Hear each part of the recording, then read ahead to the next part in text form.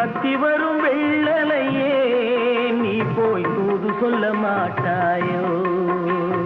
தத்தி வரும் வெள்ளலையே